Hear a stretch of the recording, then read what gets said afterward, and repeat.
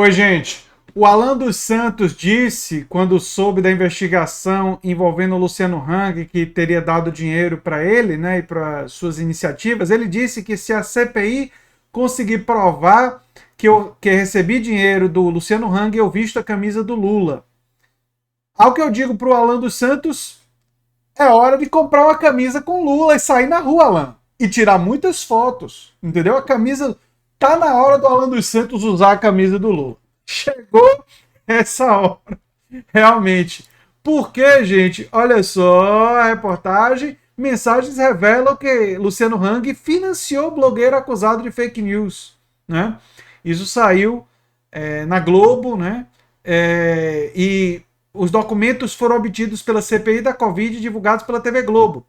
Revela que o blogueiro bolsonarista Alan dos Santos, acusado de espalhar fake news, conseguiu financiamento do empresário Luciano Hang graças à ajuda do deputado federal Eduardo Bolsonaro, filho do presidente. Agora, a família Bolsonaro tá sempre envolvida, né?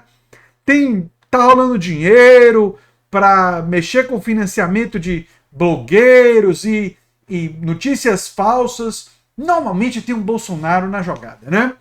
Alan dos Santos, que é dono do canal Conservador, chamar o Terça Livre de conservador, eu acho que não é uma coisa correta. Talvez reacionário conspiracionista do terceiro grau. Melhor, não? É assim... uma coisa mais intensa, né? Conservador é muito light. Tem certas pessoas que eu conheço que são conservadoras e não são terça livre. Eu acho que a palavra conservador não cabe. Mas enfim. Esse terça livre é investigado em 2 inquéritos no STF por disseminação de fake news. Isso fez bastante. E ameaça e incitação ao crime contra autoridades. Isso daí, as provas que fez isso também são bastante profundas, né? Então, vai ser difícil eles escaparem dessas acusações, viu? Em setembro, a ministra Rosa Weber determinou a manutenção da quebra dos sigilos telefônico, telemático, bancário e fiscal do blogueiro, que é considerado uma espécie de líder informal das redes bolsonaristas e muito ligado aos filhos do presidente. Nas mensagens interceptadas pela Polícia Federal, às quais o Jornal Nacional teve acesso, Alan dos Santos pede a Eduardo Bolsonaro que o coloque em contato com Hang. Então, o Alan dos Santos pediu diretamente ao Eduardo Bolsonaro que colocasse em contato com Luciano Hang. Você vê que ele pedir para... ele fica achando o quê? Que quando quebra o sigilo, ninguém vai descobrir essas coisas. E eu vou repetir, ele tem que aparecer com a camisa do Lula agora. Se ele não aparecer, enquanto ele não aparecer com a camisa do Lula, o Alan dos Santos, enfim, a gente vai ter que perturbar ele por causa disso. Não tem jeito. Ele mesmo disse que quando isso fosse provado, ele ia usar a camisa do Lula, né? Eduardo então envia o número do telefone de Hang, o contato, né? Mas questiona. Quer dizer que quer que eu fale algo a ele para te introduzir? Alan responde, é melhor. Tipo, fala uma coisa boa de mim aí pro cara e tal, né? Horas depois, o filho do presidente envia nova mensagem a Alan dos Santos, já com a resposta de Luciano Hang. Ele disse que você pode entrar em contato com ele. Falei que você é o nosso cara da imprensa para um projeto que desenvolvemos aqui nessa semana de aulas do Olavo de Carvalho. É sempre a coisa do olavismo envolvido, né? No dia seguinte, o blogueiro bolsonarista volta a entrar em contato com o Eduardo. Sobre o Hang, quando ele voltar da Europa, falarei com ele. O filho do presidente então responde, beleza, falei no macro com o Hang. 4 meses depois, Alan dos Santos escreve nova mensagem a Eduardo, dessa vez comemorando o fechamento do patrocínio para o programa. Luciano Hang está dentro. Patrocínio e propaganda para o programa. Dinheiro garantido. Empresário grande, bolsonarista, financiando fake news. Tá na força aqui o negócio. Eles estão firmes, juntos, né? A CPI da Covid aponta para a existência de uma verdadeira organização criminosa disseminadora de fake news antes e durante a pandemia de Covid-19 e que Alan dos Santos seria uma das principais peças. Disso as dúvidas são praticamente nulas. A comissão apurou ainda que políticos, empresários e sites utilizam a rede conhecida como Gabinete do Ódio, responsável por espalhar notícias falsas ou reforçar sua narrativa em redes sociais. E aí tem a fala do Randolfo Rodrigues. é a existência de uma verdadeira organização criminosa de fake news, que teve papel determinante no agravamento da pandemia. Veja, essa organização criminosa começa a se articular e se constituir a partir de 2019, e na pandemia, para reforçar o discurso negacionista do presidente da República e de seu governo. As fake news foram causa de muitas mortes. A CPI sabe do macabro gabinete do ódio, muitos pagos com dinheiro público. Novidades virão, avisou Renan Calheiros, relator da CPI nas redes sociais. Essa história vai ser estudada e vão ter notícias novas, gente, por meses. Porque esse povo todo está envolvido. E a gente já sabia que o Terça Livre não estava fazendo coisa boa na internet, né? Isso daí a gente já tinha notícia disso há muito, muito, muito tempo, né? A CPI aprovou ontem o requerimento de convocação de Luciano Hang para depor perante o colegiado na próxima semana. Ele provavelmente vai ser mais um que vai mentir, né? Provavelmente vai mentir. Ele não vai admitir as coisas que ele fez.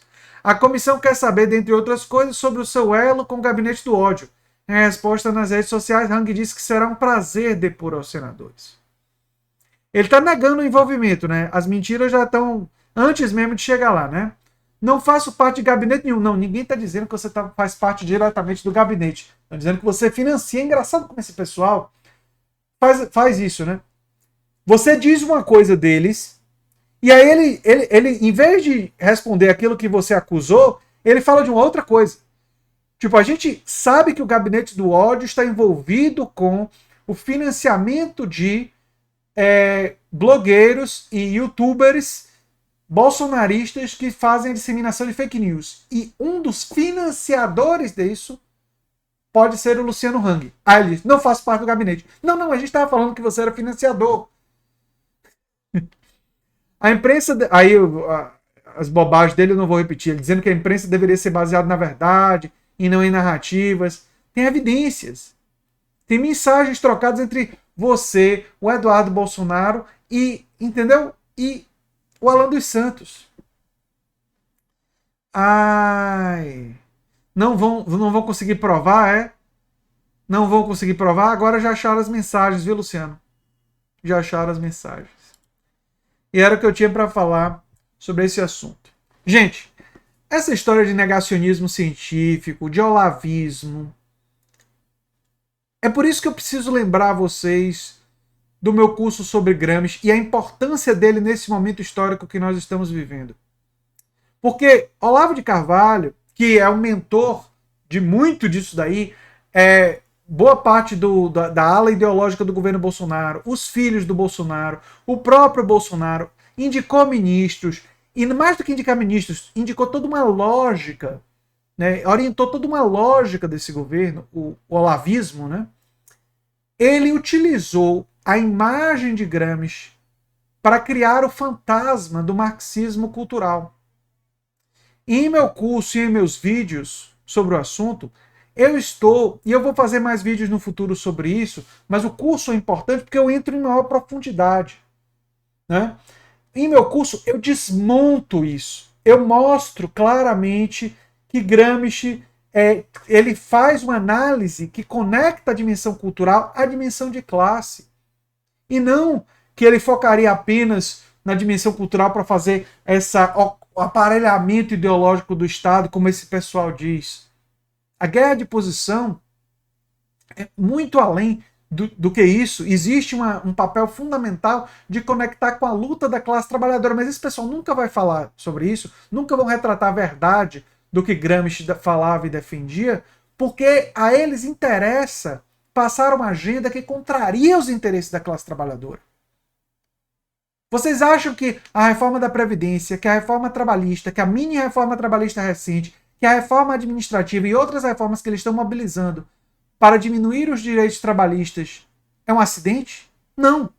Uma coisa está conectada à outra. O discurso cultural e esse discurso de medo vermelho, ele serve para empurrar essa agenda. E cursos como o meu, iniciativas como a minha, em vídeos e no curso, são fundamentais para a gente encaminhar um desmonte dessas narrativas. Isso sim são narrativas ideológicas. E eu torço por isso que vocês ajudem a divulgar o curso e que vocês ajudem a convencer pessoas a fazer o curso. Mais informações, sempre, link sobre isso no comentário fixado. Eu sou André Teixeira Jacobina, o canal A Nova Máquina do Tempo. A gente se vê em breve em um outro vídeo. Se você gostou alguns desses vídeos aqui podem te interessar. Tem muito material no canal. Um abração.